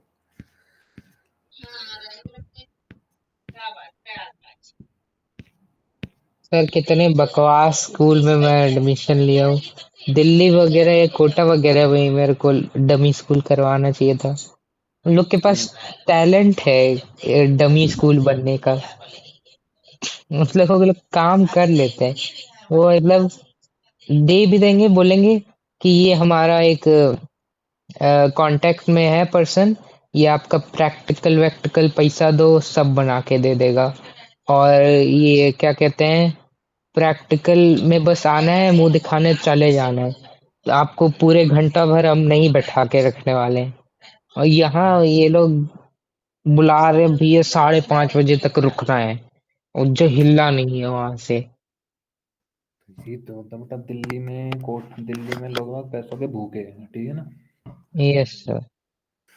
दिल्ली में तो एक ही काम है बेटा, पैसा फेंको तमाशा देखो। मेरा एक दोस्त है, वो हजार, हाँ, मेरे टाइम पे 2019 के केस में 18-19 वाले बैच में 1000 रुपये घंटा का ट्यूशन पढ़ा करता था बेटा, 1000 रुपीज यस पर, ठीक है ना बेटा। मैं कह रहा 3 सब्जेक्ट अगर तुम 1000 रुपीज पर आवर पढ़ोगे ना, मैं उस टाइम की बात कर रहा हूँ बेटा, आज की बात नहीं कर रहा हूँ, ठीक है ना। Yes sir. तो 1000 रुपीज पर आवर, अगर चलो 20 लेक्चर 20 दिन भी पढ़ा रहा है तो 20,000 एक के बैठे के 60,000 रुपये महीना बैठे, समझ पा रहे हो बोलो। Yes sir. बेटा एक नॉर्मल फैमिली के ना 60,000 रुपये इनकम होती है एक महीने की, समझ रहे हो? Yes sir. ठीक है ना। बहुत सारे लोग तो ऐसे हैं भाई जिनकी 60,000 रुपये इनकम, या और अगर बेटा जाहिर सी बात है तुम्हारी नई नई नौकरी लगी है ना, या तुमको 10-12 साल ही हुए करते हुए, या 15-20 साल भी हो गए, तो तुम लाख 1.5 लाख रुपए ही कमाओगे, और उसमें से आधा पता लग रहा है कि तुम्हारा वही उड़ा जा रहा है कि बच्चा, ठीक है ना। Yes sir. बहुत नहीं हुआ दिल्ली दिल्ली में टीचर, टी और क्या कर रहा है बेटा आज के टाइम पे, कुछ नहीं हुआ भाई, ठीक है ना, लिटरली कुछ नहीं हुआ, ठीक है। Yes sir. एक बात बताता हूँ, जितने भी फेमस टीचर होंगे ना बेटा, ऐसे बहुत कम फेमस टीचर हैं जिनके पास पढ़ाने की कला है, ठीक है ना। Yes sir. मैं भगवान का बहुत बड़ा शुक्रगुजार हूँ, मेरे अंदर नॉलेज नहीं है इतनी, हाँ मेरे अंदर बेटा एक कला है, ठीक है। मैं नहीं मानता कि मेरे अंदर इतनी नॉलेज है कि भाई मेरे सामने तुम पीएचडी वाला खड़ा है, हाँ भाई पीएचडी वाला मेरे को पेल के रख देगा, ठीक है ना। लेकिन उस पीएचडी वाले के पास में बेटा मेरी जितनी कला नहीं होगी, भी मैं हकीकत बात लेके ले रहा हूँ, ठीक है ना। Yes sir. क्योंकि पीएचडी जो कर रहा है ना कोई, वो सिर्फ रिसर्च के लिए कर रहा है, वो टीचर बनने के लिए नहीं कर रहा है, ठीक है ना। उसने यस सर। पीएचडी करी है तो वो टीचर बनने के लिए नहीं करी है, ठीक है ना। तो टीचर तो उसका साइड बिजनेस हो गया कि चलो यहाँ से ही पैसा लपेटेंगे। Yes sir. तो दिल्ली में बेटा ऐसे इंसान बहुत है, दिल्ली में ऐसे क्या होता है बेटा, दिल्ली यूनिवर्सिटी में पहले इस पे परसेंटेज बेस पे एडमिशन हुआ करते थे, ठीक है ना, यस सर। 2017-18, जिसके 90% अब वही। बेटा वहाँ पे गधे और घोड़े, बहुत सारे गधे ऐसे बच्चे बेटा, यार एक बात बताओ, जब बायो का पेपर लीक होके मेरे ही हाथ में आ सकता है, तो यार सोच के बताओ कि कितने बच्चों के पेपर हाथ में पेपर लीक होके आ सकता है, सच बताओ। आया था आपके हाथ में? हाँ बेटा मेरे पास बायो का पेपर लीक था, सेम डिट्टो, है। ठीक है। हाँ, तो बेटा अगर मेरे पास, मैं तो बहुत नॉर्मल इंसान हूँ, तो अगर मेरे पास बायो का पेपर लीक हो सकता है, तो तुम सोच के देख लो क्या सीबीएसई के पेपर लीक नहीं हो सकते हैं, यस सर। ठीक है। तो ये सब बेटा एजुकेशन सिस्टम जो खराब हो रखी है ना, तो जो 2017-18 से पहले जो मार्क्स बेस पे डीयू एडमिशन लेती थी ना, बीएचयू भी ऐसे ही लेती थी, जहाँ पे तुम जाओगे बनारस हिंदू यूनिवर्सिटी में, ठीक है ना, ध्यान रखना वहाँ पे भी बच के रहना थोड़ा लोगों से, नहीं नहीं क्योंकि सर, मैं बनारस हिंदू यूनिवर्सिटी नहीं जाऊंगा। हाँ मैं नहीं आइजर आइजर। हाँ नहीं मतलब तुम वहाँ पे नहीं जाओगे, लेकिन पढ़ने वहाँ पे जाओगे ना, तो वहाँ पे बहुत सारे टीचर तुमको ऐसे मिलेंगे जो बीएचयू से पढ़े होंगे, समझ पा रहे हो। यस बहुत सर। बहुत सारे मिलेंगे, जैसे दिल्ली के अंदर आओगे, हर दूसरा इंसान बेटा डीयू से पढ़ा हुआ, दूसरा क्या, हर एक इंसान डीयू से पढ़ा हुआ मिलेगा तुमको, समझ पा रहे हो क्या। Yes sir. और हमारे वाले जैसे हमारे हमारे साइड में क्या होता है, अरे भाई डीयू से पढ़ रखा है, पता नहीं कितना दिमाग होगा इसके अंदर, बेटा बुद्धि नाम की चीज नहीं मिलती मुझे। वो फिजिक्स के टीचर पीडब्ल्यू के दिल्ली यूनिवर्सिटी से थे। हाँ बेटा लिटरली बहुत हकीकत बात है बेटा, किसी का एम नहीं होता शुरुआत में कि मेरे को टीचर बनना है, ठीक है। मैं तुमको लिटरली बताऊं ना, मेरा 11th का एम है कि मेरे को एज ए टीचर काम करना है कहीं ना कहीं पे, ठीक है ना। Yes sir. तुम कभी मेरे से मिलना और मेरे दोस्तों से मिलना, मेरे दोस्त मेरे को 11th से प्रोफेसर के नाम से मतलब मेरे को बुलाते हैं वो। यस तो सर। मेरा 11th का एम है कि भाई मेरे को टीचर बनना है, ठीक है। हाँ कोई और जिन चीज़ों के लिए मैं लगा हुआ हूँ वो मैं करूंगा अपनी लाइफ में, कुछ होता है कि भाई माँ बाप के लिए भी अचीव करना होता है, ठीक है ना। लेकिन जो मेरे को यस सर। संतुष्टि मिलती है ना जिस काम को करने में, भाई वो यही है, यस सर। ठीक है। इसमें दिल की संतुष्टि होती है मेरे को। Yes sir. तो तुम जैसा वहां पे जाओगे ना भाई, दिल्ली में आओ यार किसी दिन, दिल्ली में इतने दिल्ली में बेकार, भैया है फिलहाल। हाँ तो बेटा मतलब इतने मतलब बेकार, आएगा 27। हाँ, इतने बेकार बेकार आदमी टीचर बन रखे हैं भाई दिल्ली में। मैं कह रहा भाई जिनसे कुछ नहीं आता ना भाई वो दिल्ली में टीचर बन गया। और ये ट्रेंड होता था बेटा, जो 90s और 2000 में दिल्ली में सेटल हो गया ना बेटा, आज के टाइम पे वो पप्पा है सबका। ठीक है यस ना, सर। क्योंकि उन्होंने मेहनत कुछ नहीं करी है। हर एक इंसान दिल्ली की तरफ भागना चाह रहा है। हर एक इंसान सोचता है कि अपने बच्चे को कामयाब कर दूं। बेटा एक बार बताओ यार, 1000 रुपीज पर आवर कोई लॉजिकल फीस है क्या? सोच के बताओ यार तुम, नो सोच सर। के। ठीक है ना, कम से कम इतना तो रखो कि इंसान अफोर्ड कर ले। भाई जैसा यस सर। मैं बताऊं, मैं तो यार किसान परिवार से बिलोंग करता हूँ। जब मैं 12th में था ना भाई, 3500 रुपये नहीं दिए गए थे एक किताब के। लिटरली ये बता रहा हूँ मैं, साढ़े यस तीन सर। हजार मेरे पापा से नहीं दिए गए थे मेरी एक किताब के। 3500 रुपये मांगे थे। हाँ, इस टाइम पे मैं कर रहा हूँ चार्ज, करना भी चाहिए, ठीक है, लेकिन मेरे पापा से तो नहीं दिए गए थे भाई 3500 रुपये। मेरे को तो वही याद होता है कि भाई जब हमारा मौत नहीं बने था तो शायद दूसरे का भी नहीं बन पाएगा। अब बेटा मैं पढ़ लेता हूँ 1000 रुपीज पर आवर, साला हमारी जो 2-4 बीघे आती है वही बिक के चली जाती। हाँ, ये हो जाता और कुछ नहीं। तो भाई यस ऐसा ही सर। है, दिल्ली का काम बहुत खतरनाक है, बच के रहना यार। ऐसे बहुत मिलेंगे तुमको, देखना यार, अभी तुम बाहर निकलोगे अब देखना कितना क्या क्या मिलेगा। चलो, यस सर। अब जरा देखो भाई, अभी तो पढ़ा किसी जनरल मेटल से, मान लो मेटल से M2 पॉजिटिव से M बन रहा है, 2 का चेंज हो रहा यस है, समझ सर। पा रहे हो? बोलो। सर वैसे मेरे को एक जन बोल रहा था डमी स्कूल के लिए, कॉलोनी का दोस्त 11th में है, वो डमी का सोच रहा है। और तो उसको दिल्ली वाला ही बोलूं, दिल्ली कोटा हाँ वगैरह का ही बोलूं? हाँ, अगर पैसा है भाई दिल्ली बोल दो यार, सेटल है लाइफ वहाँ पे। ठीक है ना। और यस दूसरा सर। एक प्लस पॉइंट क्या है, बायो का है क्या? Yes sir. एक प्लस पॉइंट क्या है, अगर तुम दिल्ली में एग्जाम दे रहे हो तुम्हारे पास में दिल्ली का डोमिसाइल आ जाएगा, उसको तो दिल्ली बोलो। Yes sir. ठीक है, तुम्हारे पास दिल्ली का डोमिसाइल आ जाएगा तो आगे अगर तुम एमबीबीएस वगैरह में जाओगे, तो अगर मान लो 675 मार्क्स भी आ रहे हैं, जो कि आजकल का ट्रेंड चल रहा है, लीक वीक हो गए पेपर, तो इस पे भी तुमको दिल्ली का ये सब दर्जन वगैरह मिल जाएगा, जो अच्छे कॉलेज में आता है, जो नॉर्मल इंसान को 700 प्लस पे मिल रहे हैं। समझ पा रहे हो क्या? Yes sir. भैया का भी इसीलिए मतलब वहाँ दिल्ली में कुछ तो मिल रहा था, हम्म। डिस्काउंट वगैरह कुछ मिल रहा था, पता नहीं। हाँ, तो दिल्ली में अगर तुम कर रहे हो अपना डमी स्कूल तो उसके लिए बेटर ऑप्शन है भाई, डोमिसाइल बन जाता है तुम्हारा वहाँ का फ्री फंड में। दिल्ली में क्यों करवाए थे हाँ, भैया का? चल रमेश चले वो बेटा। बेटा जैसे उसका 85% भी आएगा ना, तो भी उसका वहाँ के कॉलेज में एडमिशन हो जाएगा। 85% किसमें?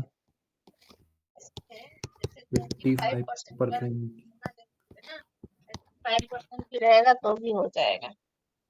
कहाँ? अरे वहीं दिल्ली के कॉलेज में, बोर्ड्स में लाके? बोर्ड्स में, हाँ लाएगा तो। 85% में कहाँ दिल्ली के कॉलेज में बोर्ड्स हो रहे हैं भैया? ये क्या ये कर दिए केजरीवाल जी? बोर्ड्स अरे में वो कि मेंस में क्या है हम नहीं जानते। मेंस में बेटा मैं बता देता हूँ क्या होता है ना। जैसे मान लो दिल्ली यूनिवर्सिटी है ना, दिल्ली यूनिवर्सिटी को टॉप लगती है कितने पे जाती होगी, 97-98 परसेंटाइल पे जाती होगी अप्रोक्स। ठीक फिर है ना, से जहाँ तक फिफ्टी मेरे को याद है। परसेंट तक छूट मिलती है। ठीक है। Yes sir. तो अगर तुम्हारे पास में दिल्ली का डोमिसाइल है ना, तो तुमको तुम्हारे लिए कम कट ऑफ चली जाएगी। जैसे मेरे पास में यूपी का डोमिसाइल है, ठीक है ना, क्योंकि मैंने यूपी से करी है 12वीं अपनी, ठीक है ना। तो यस सर। अगर कोई बच्चा बाहर का भी लेके लेना चाह रहा है उसी कॉलेज को, और मैं भी लेना चाह रहा हूँ उसी कॉलेज को, बेटा यूपी वाले मेरे को दे देंगे, क्योंकि मैं यूपी का रेजिडेंस है मेरे पास में, मतलब मेरा मैं एक यस। ऐसा माना जाएगा कि ये यूपी का रहने वाला है। ठीक है ना। ऐसे ही जैसे यस। तुमको, तुमने 12th दिल्ली से कर ली तो तुम्हारा दिल्ली का डोमिसाइल बन चुका है, तो तुम्हारे लिए दिल्ली के जो जितने भी कॉलेज होंगे ना उन पे कम कट ऑफ चाहिए तुमको। ठीक है ना।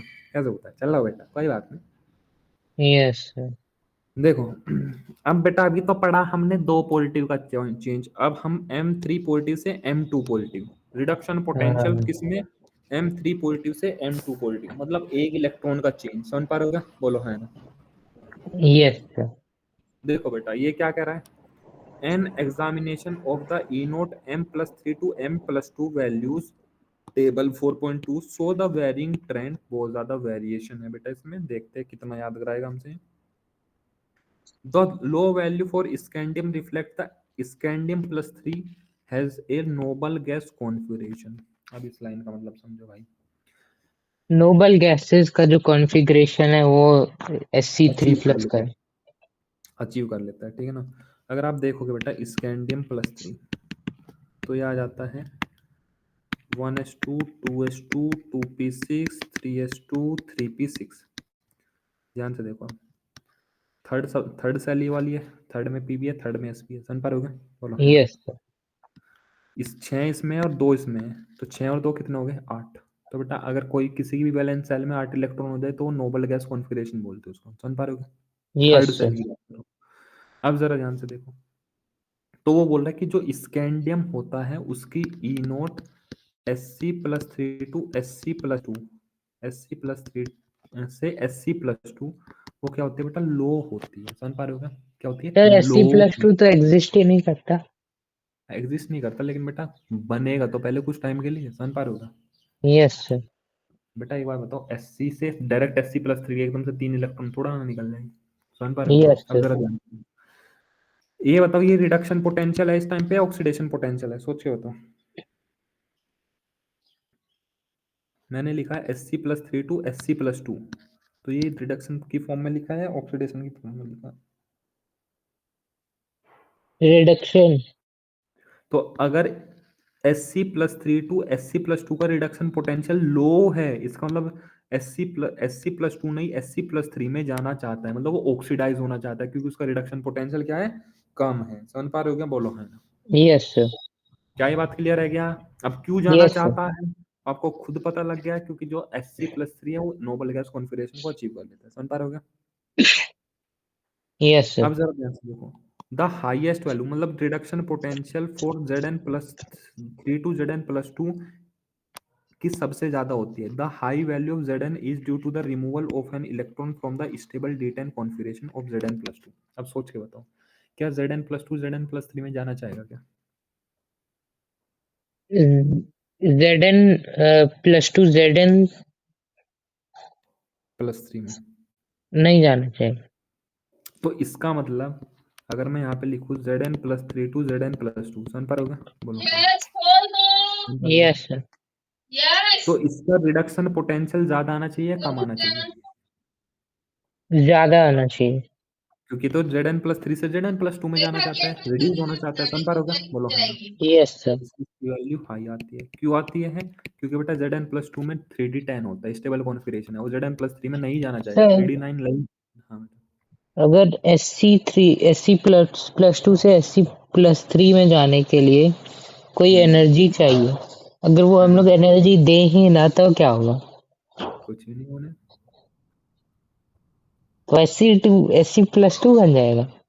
नहीं बेटा, किसी और भी कंपाउंड के साथ में रिएक्ट करके ऑटोमेटिक Sc+3 नहीं बना लेगा। है। जब रिएक्शन होती है तो एनर्जी तो अपने आप रिलीज होती है ना। Yes sir. ठीक है। अब ऐसे थोड़ा ना कि स्कैंडियम+3 हवा में घूमता है, बेटा वो कंपाउंड में तो स्कैंडियम+3 बनेगा ना। अगर वो सोच रहा है कि इस कंपाउंड के साथ में रिएक्शन करके या इसके साथ में रिएक्शन करके मेरे पास +3 चार्ज आ जाएगा, तो ही रिएक्शन करेगा, वरना करने का ही नहीं। क्यों करेगा बेटा? Yes sir. समझो। अब जरा ध्यान से देखो, the comparatively high value of M N की बेटा रिडक्शन पोटेंशियल ज्यादा होगा। क्यों ज्यादा होगा? क्योंकि वो क्या होना चाहता है, Mn+3 में जाना ही नहीं चाहता है। ध्यान से समझो, ई नोट Mn+3 से Mn+2, समझ पा रहे हो क्या? बोलो है ना। Yes sir. Mn+2 में अगर आपको याद हो 3D5 आ जाता है, समझ पा रहे हो क्या? बोलो है ना। Yes sir. तो Mn+2 में रहना चाहेगा, Mn+3 में रहना चाहेगा? Mn+2। Mn+2 में मतलब +3 से +2 में जाना चाहेगा। समझ पा रहे हो क्या? बोलो है ना। Yes sir. तो ये रिडक्शन पोटेंशियल इसकी वैल्यू ज्यादा आएगी या कम आएगी जनरली से? कम आएगी। बेटा ये रिड्यूस होना चाहता है, नहीं होना चाहता?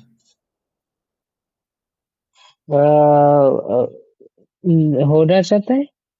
तो होना चाहता है तो बेटा उसका फिर वो पोटेंशियल ज्यादा होगा या कम होगा? अगर वो रिड्यूस होना चाह रहा है, रिडक्शन पोटेंशियल ज्यादा होगा या कम होगा?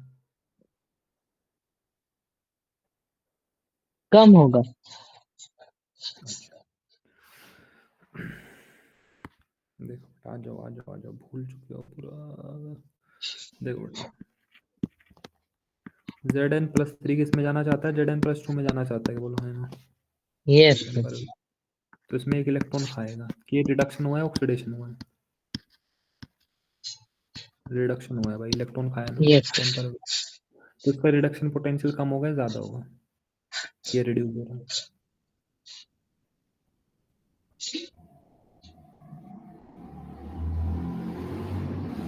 कम होगा। तो इसका मतलब अगर रिडक्शन पोटेंशियल कम है तो ऑक्सीडेशन पोटेंशियल ज्यादा होगा, समझ पा रहे हो? Yes, sir. तो अगर ऑक्सीडेशन पोटेंशियल ज्यादा हो तो बेटा ऑक्सीडाइज होना चाहेगा। जोन सा पोटेंशियल ज्यादा होगा तो वही तो होना चाहिए ना। Yes, sir. तो ये ऑक्सीडाइज होना चाहेगा किसमें? No, sir. तो क्या होना चाह रहा है? रिड्यूस होना चाह रहा है क्या? Yes, sir. तो इसका हाई रिडक्शन पोटेंशियल होगा क्या, बोलो है ना? Yes, sir. तो E0 Zn+3 से Zn की वैल्यू हाई आएगी क्या, बोलो है ना? Yes, sir. ध्यान से सुनो, Mn+3 से Mn+2 में जाना चाहता है नहीं जाना चाहता है? जाना चाहता है। तो ये रिड्यूस होना चाहता है नहीं होना चाहता है? होना चाहते हैं। तो इसका रिडक्शन पोटेंशियल ज्यादा होगा या कम होगा? ज्यादा होगा। तो मोर रिडक्शन पोटेंशियल, समझ पा रहे? बोलो, आई बात समझ में? अब बोलो क्या बोलना चाह रहे हो? बोलो बेटा, बोलो बोलो, दिमाग में जो चल रहा है पहले वो क्लियर कर लो अपना।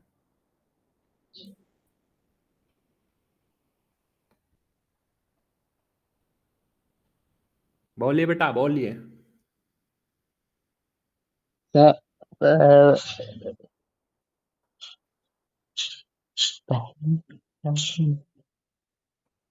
तुम हो चुके हो हैंग, ठीक है ना? आ जाओ।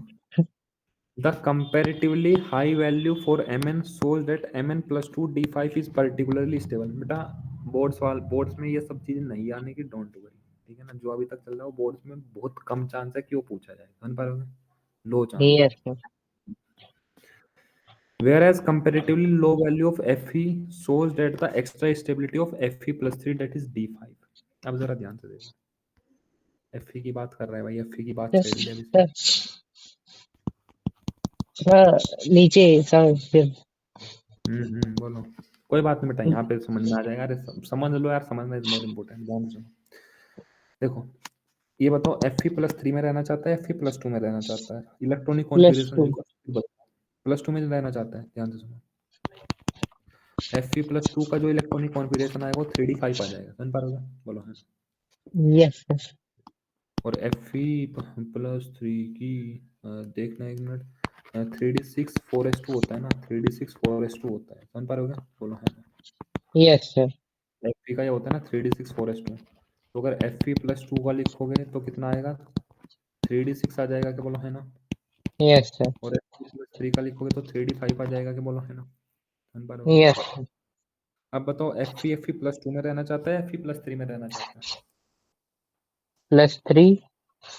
तो बेटा, तो Fe+3 में रहना चाहता है, तो क्या Fe+3 Fe+2 में रिड्यूस होना चाहेगा या नहीं होना चाहेगा? नहीं होना चाहिए। तो ये रिडक्शन पोटेंशियल है, क्या बोलो है ना? ये जो जिस फॉर्म में मैंने लिख रखा है रिडक्शन पोटेंशियल की फॉर्म में लिख रखा है, क्या बोलो है ना? Yes sir. तो अगर बेटा ये इसमें रिड्यूस होना नहीं चाहेगा तो इसका रिडक्शन पोटेंशियल ज्यादा होगा या कम होगा?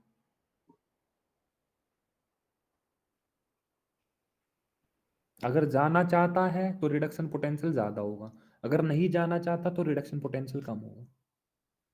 Yes sir. तो पहले तो उल्टा हो रहा था। पहले कब? ये रिडक्शन इलेक्ट्रोड मतलब जब हाइड्रेशन एटमाइजेशन और आयनाइजेशन एनर्जी के बाद वाले टॉपिक में। उल्टा कहाँ पे? उल्टा कहाँ पे पढ़ लिया बेटा हमने ये इसमें? Yes sir. इसमें तो बेटा हमने रिडक्शन पोटेंशियल इस तरह पढ़ा ही नहीं, इसमें तो हमने हाइड्रेशन से और आयनाइजेशन से रिलेट किया है ना बस। इसमें थोड़ा ना देखा है कि इसमें जाना चाहेगा नहीं जाना चाहेगा। Yes, sir. आ जाओ बेटा, एक बात थोड़ा इलेक्ट्रोकेमिस्ट्री से याद करो।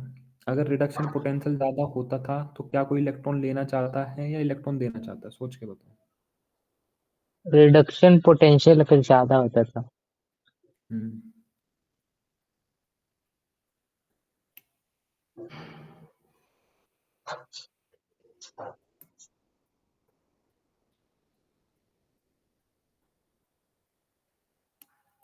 कोई बात नहीं बेटा, इस टॉपिक को मैं रिडक्शन पोटेंशियल वाले को तब कराऊंगा जब हम इलेक्ट्रोकेमिस्ट्री का रिवीजन कर लेंगे। छोड़ दो अभी, इसको स्किप कर दो, ठीक है ना, Yes, वरना तो बेटा तुम बार बार खाएगा। ठीक है, आ जाओ वापस इस पे आ जाओ। Trend in stability of higher oxidation state, ध्यान से समझो। नथिंग, इसमें से ना के बराबर क्वेश्चन आने वाला है, ध्यान से समझो। Table 4.5 showed that the stable halide of 3D series of transition metal, the highest oxidation number are achieved in TiX4। Titanium x क्या होता है, हैलाइड होता है, तो टाइटेनियम ऐसे भी लिख सकते हो Cl4। समझ पा रहे हो क्या, बोलो है ना। yes, sir. वैंडियम जो सबसे ज्यादा ऑक्सीडेशन स्टेट है वो किस में अचीव कर जाएगी, मतलब अगर कभी भी आपको 3D सीरीज के जितने भी डी ब्लॉक मेटल है, अगर उनमें हाईएस्ट ऑक्सीडेशन स्टेट देखनी है तो बेटा वो किसके साथ करी जाएगी, हैलाइड के साथ में, और किसी मेटल के साथ में नहीं करेंगे, एक ऑक्सीजन के साथ में भी करते हैं। समझ पा रहे हो क्या। Yes, sir. तो Ti X4 मतलब टेट्रा हैलाइड, क्योंकि 4 है। समझ पा रहे हो क्या। Yes, sir. वैंडियम 5 बनाता है फ्लोरीन के साथ में, नहीं याद करना तुमको ये सब कुछ। CrF6, तो बेटा यहाँ पे Cr की ऑक्सीडेशन स्टेट कितनी हो जाएगी CrF6 में। Uh, Cr की ऑक्सीडेशन स्टेट हम्म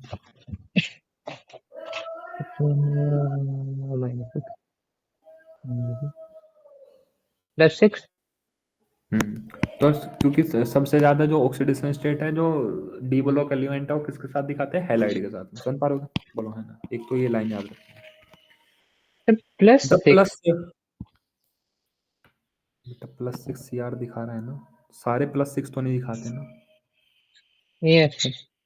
तो जो हाईएस्ट ऑक्सीडेशन स्टेट है कोई भी एलिमेंट ट्रांजिशन मेटल का, अपनी हाईएस्ट ऑक्सीडेशन स्टेट दिखाएगा हैलाइड के साथ में। समझ पा रहे हो, Yes, sir. ये कहना चाह रहा है। The +7 state of Mn is not represent in simple halide.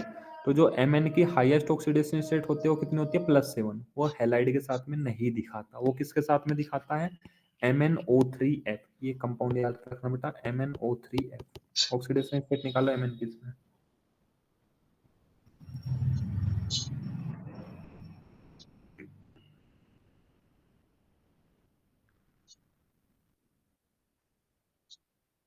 +7। कोई दिक्कत। तो जो No. Mn है वो हाईएस्ट ऑक्सीडेशन स्टेट बेटा सिंपल हैलाइड के साथ में नहीं दिखाता, मतलब ऐसे नहीं बन सकता। MnF7 ऐसे नहीं बनाता वो। समझ पा रहे हो क्या।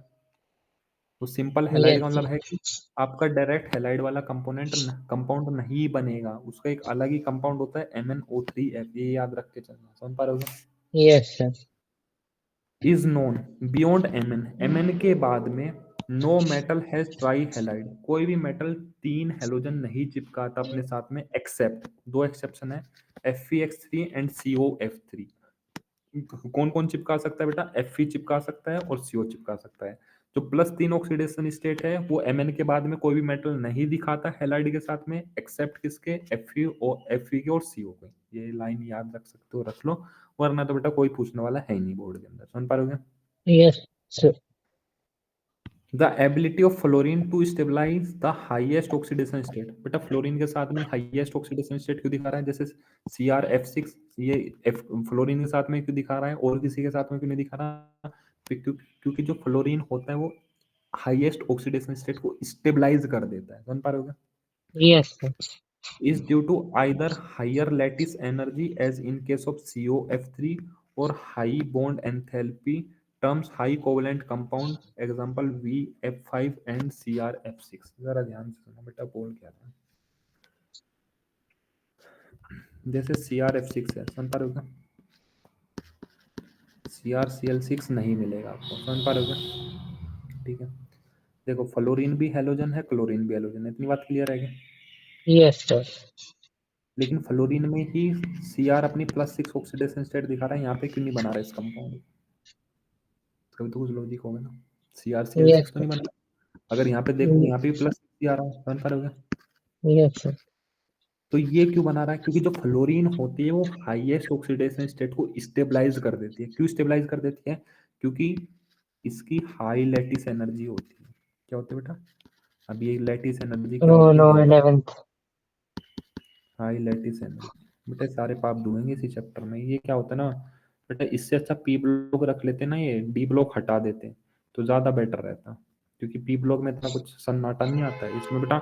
एक तो सारा एक्सेप्शन से भरा हुआ और सारा 11th और 12th यूज कराएगा। अब जरा ध्यान से CrF6 है, Cr ने 6 बॉन्ड बनाए होंगे फ्लोरीन के साथ, समझ पा रहे हो? Yes, sir. 2 2 4 ज्यादा बने, तो बेटा 2 2 4 2 6 6 बॉन्ड बनाए होंगे बेटा। ऐसे बहुत सारे Cr होंगे जो 6 बॉन्ड बना रखे होंगे, समझ पा रहे हो? बोलो। Yes, sir. अब जब ये सारे CrF6 मिलके एक बेटा पूरा बड़ा स्ट्रक्चर तो बनाएंगे ना, समझ पा रहे हो? बोलो। Yes, sir. उसको बोलते हैं लैटिस। क्या बोलते हैं उसको? लैटिस। जैसे Lattice. ऐसे मान के समझ लो, कोई एक बेटा बिल्डिंग है, समझ पा रहे हो क्या? बोलो है ना। Yes, sir. वो बिल्डिंग कैसे बन रही होगी? उसमें छोटे छोटे कमरों का रेपिटेशन होगा, क्या बोलो है ना। Yes, sir. वो सारे छोटे छोटे कमरे हो गए, तो जो छोटे छोटे कमरे हैं is the lattice of the building, समझ पा रहे हो क्या? बोलो है ना। Yes, sir. तो जैसे CrF6 है, CrF6 में Cr+6 ऑक्सीडेशन स्टेट दिखा रहा है। अगर मैं बात करूँ CrCl6 एग्जिस्ट ही नहीं करता, उसमें +6 ऑक्सीडेशन स्टेट आने की नहीं। क्यों नहीं आने की? क्योंकि जो CrCl6 का जो लैटिस बनेगी, जो स्ट्रक्चर बनेगी वो वीक बनेगी, तो इसलिए वो एग्जिस्ट नहीं कर पाने की दुनिया में, समझ पा रहे हो? Yes, sir. इसलिए जो Cr होता है, कोई भी मेटल होता है, वो अपनी हाईएस्ट ऑक्सीडेशन स्टेट फ्लोरीन के साथ में दिखाना पसंद करता है, समझ पा रहे हो क्या? Yes, sir. क्यों दिखाना पसंद करता है? क्योंकि फ्लोरीन स्टेबलाइज कर देती है हायर ऑक्सीडेशन स्टेट को। स्टेबलाइज कैसे कर देती है? क्योंकि जो लैटिस बनेगा उसको तोड़ने के लिए आपको ज्यादा एनर्जी चाहिए होती है, समझ पा रहे हो? Yes, sir. ये कहना चाह रहा है। इतनी बात क्लियर है क्या? एग्जांपल जैसे वेंडियम +5 ऑक्सीडेशन स्टेट, वेंडियम की मैक्सिमम ऑक्सीडेशन स्टेट +5 ही होती है, वो फ्लोरीन के साथ में दिखाता है, समझ पा रहे हो क्या? बोलो। Yes, sir. कोई दिक्कत? No, sir. Although V+5 is represented only by VF5, जो वेंडियम की +5 ऑक्सीडेशन स्टेट है वो सिर्फ फ्लोरीन के साथ में डेट इज VF5 में ही देखने को मिलती है, समझ पा रहे हो? Yes, sir.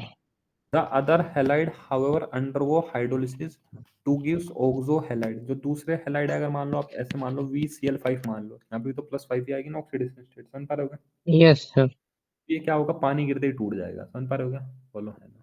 Yes, hydrolysis sir. मतलब पानी गिरते ही टूट जाएगा। क्या बनाता है उससे आपको कोई लेना देना नहीं है। Another feature of fluorine is their instability in the low oxidation state।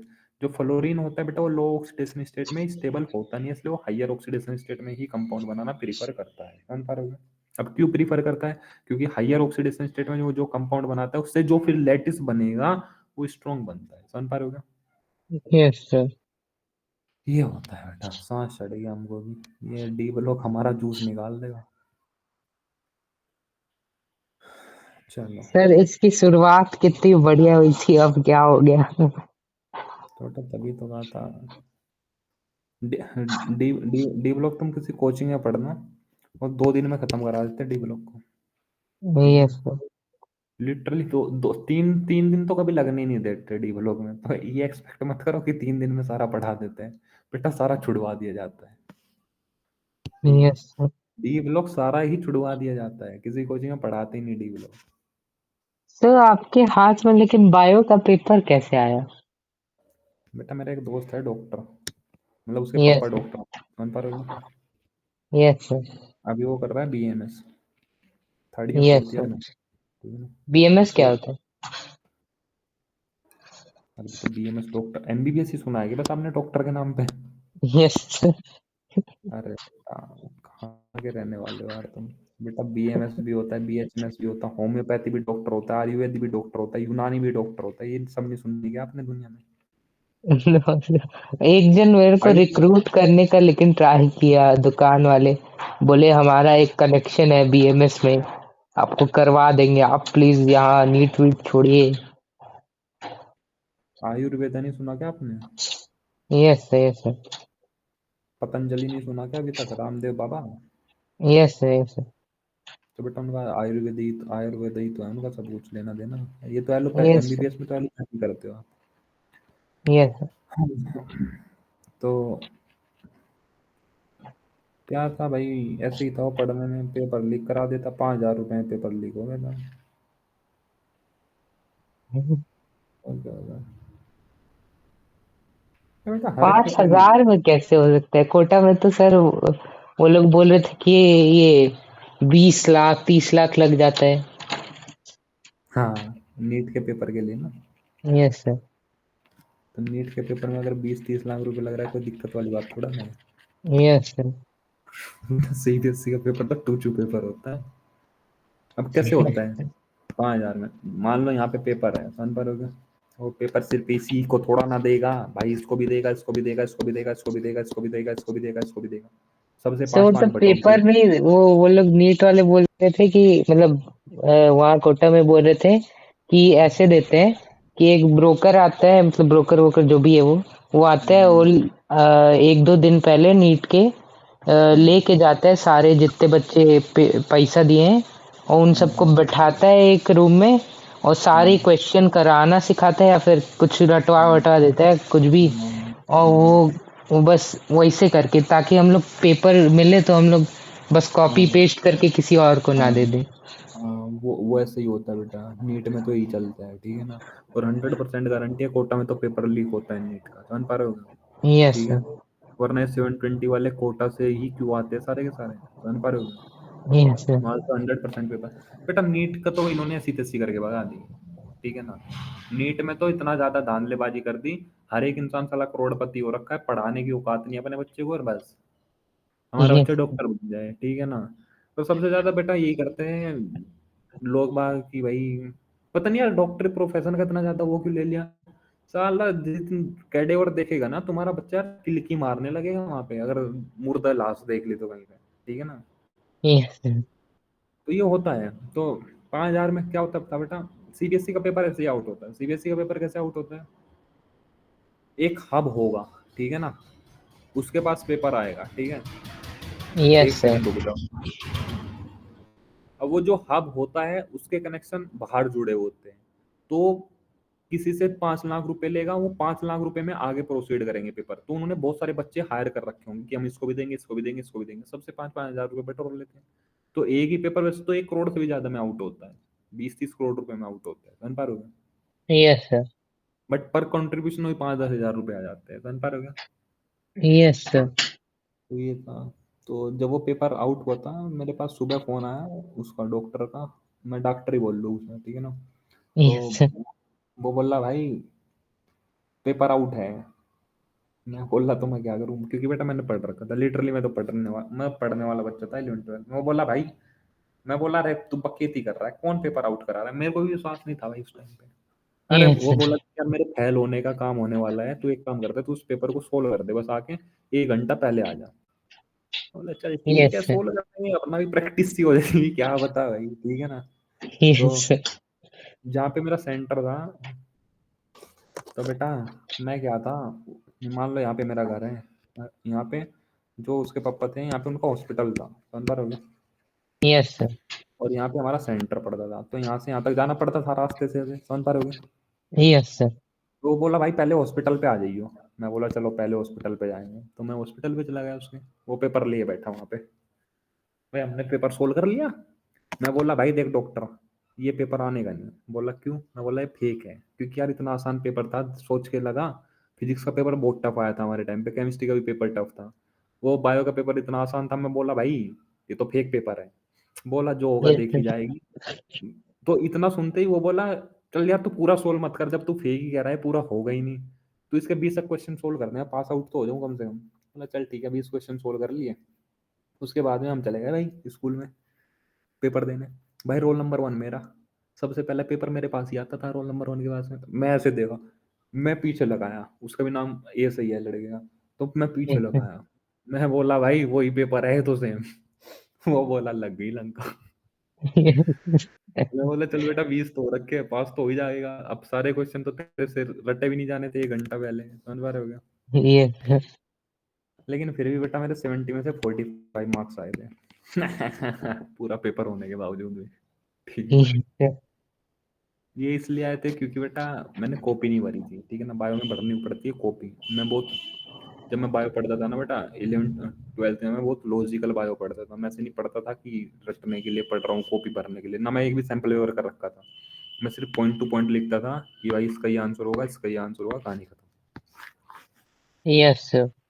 इसलिए मैं कहता हूँ भाई बायो के पेपर में जितनी भर सको कॉपी भर लेना, वरना तो हमने तो इसी बात पे मार खाई थी। तो बेटा एक बात सोच कर देखो, जब हम 5,000 रुपये में हम ही पेपर लीक करा सकते हैं यार, हमारी तो कोई संपर्क भी नहीं था दुनिया में, तो बेटा जिनके संपर्क है वो लीक नहीं कराते होगे क्या, ये सोच के बताओ। Yes, sir. ठीक है ना। जब एक नॉर्मल इंसान के पास, बेटा फिजिकल एजुकेशन का पेपर भी आया था मेरे पास में, तुमको सच बताओ Yes, तो। sir. लेकिन फिजिकल एजुकेशन का पेपर में दिक्कत पता क्या हो गई थी भाई, वो लीक हो गया एक दिन पहले, मतलब रात को। जैसा मान लो कल पेपर है, वो आज रात को लीक हो गया, ठीक है ना। Yes, sir. मोस्टली पेपर क्या होते हैं, पेपर से 1.5 घंटा 2 घंटे पहले लीक होते हैं, तो सीबीएसई कुछ स्टेप भी उठा ही नहीं पाता क्योंकि वहां से पेपर निकल चुके होते हैं तब। समझ पा रहे हो क्या? अब क्या Yes, हुआ, sir. रात को लीक हो गया वो 8-9 बजे। अब सीबीएसई के पास टाइम था कि भाई पेपर लीक हो चुका है, तुम पेपर दूसरा सेट दे दो, क्योंकि सेट तो बहुत सारे होते हैं, तो वहां पे सेट Yes, sir. दूसरा होगा। मेरे दोस्त के पास मैथ का पेपर लीक था, 98 मार्क्स आए थे उसके मैथ में, और एक रात पहले लीक था, Yes, एक sir. रात। ठीक है, मैथ का पेपर। ठीक है। अरे बेटा सब होता है दुनिया में, करने वाला चाहिए। ठीक है। तभी तो Yes, कहता हूँ सोच बनाओ अपनी, है कुछ नहीं दुनिया में। कभी भी ये मत सोचना जिसके मार्क्स ज्यादा आ गए उसके एक्चुअल मार्क्स होंगे, ठीक है ना, ये मत yes, सोचना sir. कभी। बहुत कम लोगों के एक्चुअल होते हैं। चलो बेटा थोड़ी देर में मिलता हूँ तुमसे, ठीक है। Yes, sir.